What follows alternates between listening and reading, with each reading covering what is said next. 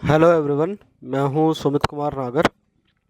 इससे पिछले वाले लेक्चर में हमने बात की थी कि हमारे पास कौन कौन से मैथमेटिकल ऑपरेटर होते हैं पाइथन के अंदर जिनका यूज़ करके हम अलग अलग काम कर सकते हैं। तो आज की वीडियो में हम क्या करेंगे, इससे पिछले वाली वीडियो में जो मैंने डेटा टाइप की वीडियो बनाई थी, डेटा टाइप्स इन पाइथन, उसके अंदर मैंने आपको बताया था कि हमारे पास जो न्यूमेरिक डेटा टाइप होती है, अब उस डेटा टाइप के साथ हम काम कैसे कर सकते हैं, किस तरीके से उनके ऊपर अलग अलग चीज़ें कर सकते हैं, वो हम इस लेक्चर में करेंगे। तो चलिए शुरू करते हैं। सबसे पहले हम क्या करेंगे, अपना जो आईडी है पाइथन का उसको लॉन्च करेंगे। इससे पिछले वाली क्लास में मैंने आपको बताया था कि x को हम अगर कोई भी x नाम का वेरिएबल करते हैं, उसके अंदर कोई भी वैल्यू देनी होती है तो मैं इस तरीके से दे सकता हूँ। अगर मैं यहाँ पे डायरेक्ट यूज़ करता हूँ प्रिंट x, तो ये क्या करता है, मेरे को उसकी वैल्यू दे देता है। जो ये इक्वल टू का साइन हम यूज़ करते हैं, इसको कहते हैं असाइनमेंट ऑपरेटर। इसका मतलब क्या होता है, जो राइट वाली वैल्यू है वो लेफ़्ट वाली वैल्यू को असाइन कर दे। तो यहाँ पे हमारे पास जो पाइथन के अंदर दो कंसेप्ट होते हैं, एक होता है एल वैल्यू और एक होता है आर वैल्यू, और ये एक होता है असाइनमेंट ऑपरेटर। तो हमेशा असाइनमेंट ऑपरेटर क्या करता है, जो राइट साइड की वैल्यू है उसको लेफ़्ट वाली वैल्यू में असाइन कर देगा। तो ये वाली हो गई हमारी आर वैल्यू और ये क्या हो गया, हमारी एल वैल्यू। और इससे पिछले वाले लेक्चर में मैं आपको बताया था कि असाइनमेंट कर सकता हूँ मैं, जैसे मैंने यहाँ पे लिख दिया y इज़ इक्वल टू 5 और फिर लिख देते हैं z is equal to x plus Y. तो यहाँ मैंने ये क्या है, स्टेटमेंट एग्जीक्यूट कर दी है, और प्रिंट अगर मैं करता हूँ z को तो ये इसकी वैल्यू दे देता है। तो कुछ इस तरीके से हम क्या कर सकते हैं, वेरिएबल डिक्लेयर करके वेरिएबल के साथ काम कर सकते हैं। यहाँ पे x प्लस वाई है, अगर मैं असाइनमेंट की बात करूँ तो यहाँ पे ये क्या करेगा, x प्लस वाई की वैल्यू को कैलकुलेट करके z में असाइन करेगा और फिर मुझे z की वैल्यू जो है वो दे देगा। तो इसी तरीके से हम क्या कर सकते हैं, अलग अलग न्यूमेरिक डेटा के ऊपर काम कर सकते हैं, जिसके ऊपर इससे पिछले वाली जब डेटा टाइप वाले लेक्चर की बात हुई थी, मैंने उसके अंदर आपको बताया था कि अगर हमारे पास कोई भी एक ऐसी वैल्यू होती है जो होल नंबर होती है, उसको इंटीजर कहते हैं, और किसी भी वेरिएबल में जो असाइनमेंट करते हैं वो इस तरीके के असाइनमेंट करते हैं। तो हम क्या कर देते हैं, हम एक बिल्कुल नई वाली चीज़ें कर लेते हैं। इसको मैं क्या कर देता हूँ, एक बार आपको दोबारा रन करके दोबारा एक प्रोग्राम बना के दिखा देता हूँ। तो हम क्या करेंगे, असाइनमेंट के ऊपर जैसे मैं कोई भी ऑपरेटर है मैं ले लेता हूँ, जैसे मैंने ले लिया I1 और कॉमा ले लिया I2।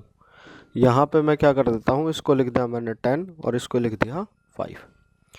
तो इस तरीके से हम क्या कर सकते हैं, इस तरीके से हम मल्टीपल असाइनमेंट कर सकते हैं। जैसे ये इंटीजर के साथ काम कर रहे हैं और हम क्या यूज़ कर रहे हैं यहाँ पे, मल्टीपल असाइनमेंट।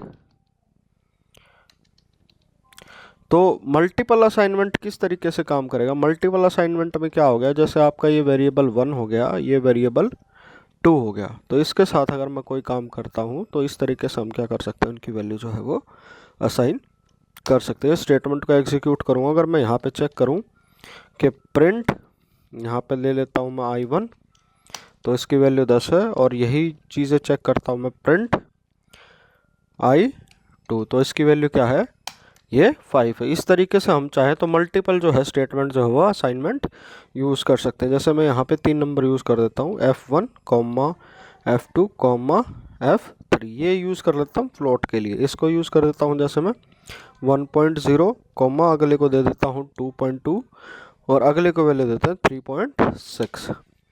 तो इस तरीके से हमने यहाँ पे क्या कर दिया है, यहाँ पे फ्लोटिंग के मल्टीपल असाइनमेंट जो है वो यूज़ कर दिया। अगर ऐसे ही मैं चेक करता हूँ, प्रिंट F3 की वैल्यू चेक कर देता हूँ कि F3 के अंदर क्या वैल्यू आएगी, तो इस तरीके से मैं चेक करूँगा। तो इसने क्या कर दिया है, जो पहली वाली वैल्यू थी वो F1 में, दूसरी वाली F2 में और तीसरी वाली जो है वो F3 में जो है वो असाइन कर दी है। इसके बाद जब हमने पिछली क्लास में बात की थी, हमने कॉम्प्लेक्स नंबर के बारे में भी बात की थी कि कॉम्प्लेक्स नंबर होता है। अब कॉम्प्लेक्स नंबर को हम किस तरीके से डिफाइन करते हैं, तो कॉम्प्लेक्स नंबर के लिए हमें क्या करना पड़ेगा, जैसे मैं यहाँ पे दो वेरिएबल डिक्लेयर कर देता हूँ C1 और C2। उसमें मैं क्या असाइनमेंट करता हूँ, जैसे कॉम्प्लेक्स नंबर होता है, कॉम्प्लेक्स नंबर में हमारे पास क्या होता है, एक रियल नंबर होता है और एक इमेजिनरी नंबर होता है जिसको आयोटा से रिप्रेजेंट किया जा सकता है। तो इसमें हम उसको किस तरीके से डिनोट कर सकते हैं, इसके अंदर मैं लिख सकता हूँ जैसे 5 + 6j। तो ये 5 + j 6j क्या हो गया, ये 5 है जो वो इसका रियल पार्ट हो गया और 6 जो है इसका इमेजिनरी पार्ट हो गया। इमेजिनरी पार्ट को कैसे लिखा जाएगा, वो उसके लिए लास्ट में हमें क्या यूज़ करना पड़ेगा, j यूज़ करना पड़ेगा। और लिख देता हूँ 4 - 3j। तो इस वाली स्टेटमेंट में हमने क्या कर दिया, इस वाली स्टेटमेंट में हमने जो इमेजिनरी वैल्यू की वैल्यू दे दी वो दे दी -3। तो इसी तरीके से अगर मुझे इसकी आउटपुट चेक करनी होती तो मैं कैसे करता, जैसे मैं यहाँ पे कर देता हूँ प्रिंट, हम चेक करते हैं C2 की, C2 dot real comma C2 dot imaginary. तो इस तरीके से हम क्या कर सकते हैं, ये चेक कर सकते हैं। जैसे इसने मेरे को यहाँ पे दे दिया, जो इसकी वाली वैल्यू है, जो रियल पार्ट की वैल्यू है वो है 4.0 और जो इमेजिनरी पार्ट की है वो -3.0। अब हम इसके ऊपर कैसे ऑपरेशन लगा सकते हैं, जैसे मैं कोई भी ऑपरेटर ले लेता हूँ। यहाँ पे लिखा मैंने Z1 = मैं इसको लिख देता हूँ I1 × I2। ठीक है। इसी तरीके से अगर मैं यहाँ पे यूज़ करता हूँ प्रिंट Z1, तो यहाँ पे इसने क्या कह दिया है, यहाँ पे इसने जो है 5 × 10 को जो है वो मल्टीप्लाई कर दिया और मेरे को जो है वो वैल्यू दे दी है। इसी तरीके से अगर मैं Z1 को ही यूज़ करता हूँ यहाँ पे, कि Z1 जो है मैंने यूज़ किया है, इसके अंदर हम क्या करते हैं, असाइनमेंट कर देते हैं =, इसमें लिख देता हूँ मैं F2 × F3। तो यहाँ पे किया देखिए Z के अंदर जो है नई वैल्यू असाइन हो गई है। और दोबारा इसी को चेक करता हूँ Z1 को, तो यहाँ पे वैल्यू क्या आ गई मेरे पास, यहाँ पे वैल्यू आ गई जो इसने क्या किया 2.2 को मल्टीप्लाई बाय कर दिया है 3.6 से। तो जो रिज़ल्ट आया है वो ये आया हुआ है। ये लास्ट में 0 0 होके जो बाद में वैल्यू कैलकुलेट हो रही थी उसने क्या कर दिया, इसने लास्ट में उसको 1 ऐड कर दिया। फिर इसी तरीके से अगर मैं यहाँ पे Z1 में दे देता हूँ, देखता हूँ C1 + C2 में क्या वैल्यू आएगी। ओ सॉरी, C1 लिखा नहीं हमने, तो C1 दोबारा लिख देते हैं यहाँ पे, यहाँ एरर आ गया। तो यहाँ जैसे C is not defined, C का कोई वैल्यू नहीं है, तो मैं क्या लिख देता हूँ Z = C1 + C2। तो यहाँ पे क्या है, मेरी जो है स्टेटमेंट एग्जीक्यूट होगी। और यहाँ पे अगर मैं इसको चेक कराता हूँ प्रिंट Z1, तो यहाँ पे ओके सॉरी, यहाँ पे Z1 लिख दिया हमने। प्रिंट करना है, जो हमने प्रिंट करना है वो Z को प्रिंट करना है। तो यहाँ पे देखिए, तो हमने जैसे असाइनमेंट किया था इसमें 5 + 6j दिया था, तो इसने रियल को रियल पार्ट में जोड़ दिया और इमेजिनरी को इमेजिनरी पार्ट में जोड़ दिया। तो अभी हम क्या चेक कर सकते हैं, हम ये चेक कर सकते हैं क्या कॉम्प्लेक्स नंबर की मल्टीप्लिकेशन भी हो सकती है या नहीं हो सकती है। तो उसको भी हम चेक कर लेते हैं। यहाँ पे Z1 = C1 × C2 एग्जीक्यूट हो गया। प्रिंट अगर मैं यहाँ पे करूँ Z1 के लिए, तो यहाँ जो है इसने क्या है, जो मल्टीप्लाई करने के बाद जो आंसर आएगा इसने हमें वो भी शो कर दिया है। तो इस तरीके से हमने क्या किया, हमने ये देखा है कि जैसे इंटीजर को वैल्यू हम कैसे डिक्लेयर कर सकते हैं और कैसे उसके साथ काम कर सकते हैं। किसी भी तरीके के मल्टीपल असाइनमेंट हम जो है वो किस तरीके से कर सकते हैं। जैसे यहाँ पे हमने किया F1, F2, F3 को लिख दिया और उसके सामने जो है कॉरस्पॉन्डिंग वैल्यू लिख दी है जो कॉमा से सेपरेट है। तो इस तरीके से पाइथन में हम क्या कर सकते हैं, मल्टीपल असाइनमेंट कर सकते हैं।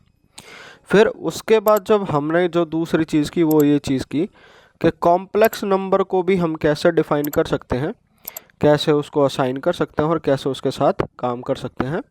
और अगर मैं कॉम्प्लेक्स नंबर का प्रिंट आउट निकालूँ तो रियल का प्रिंट आउट कैसे ले सकता हूँ और इमेजिनरी का प्रिंट कैसे ले सकता हूँ। इसी तरीके से फिर हमने बाद में जो यूज़ किया है, जैसे Z1 में हमने क्या किया, शुरू में I1 × I2 की वैल्यू डाल दी। फिर दोबारा हमने क्या किया है, यहाँ पे जो वैल्यू डाली थी यहाँ इंटीजर वैल्यू डाली हुई थी। फिर उसी के बाद हमने क्या किया, Z1 को ही चेंज कर दिया है और इसमें अब हम किसके साथ डील करने लगे, हम यूज़ करने लगे फ्लोटिंग पॉइंट के साथ। तो जैसे जैसे हमारे पास जैसे ही Z1 था, इस वाली स्टेटमेंट तक Z ने क्या किया, इंटीजर वैल्यू को होल्ड किया, और जैसे ही ये नेक्स्ट स्टेटमेंट आई तो Z1 हमारा क्या कर रहा है, Z1 हमारा यहाँ फ्लोटिंग वैल्यू को होल्ड कर रहा है। और इसी तरीके से हमने यहाँ पे क्या कर दिया है, Z1 के अंदर जो है कॉम्प्लेक्स वैल्यू असाइन कर दी और Z1 लास्ट में क्या कर रहा है, कॉम्प्लेक्स वैल्यू को होल्ड कर रहा है। तो इस तरीके से वेरिएबल एक ही है और ये जैसे जैसे हम काम करते जाते हैं उसके कॉरस्पॉन्डिंग क्या है, ये अपनी जो डेटा टाइप है वो चेंज करता रहता है।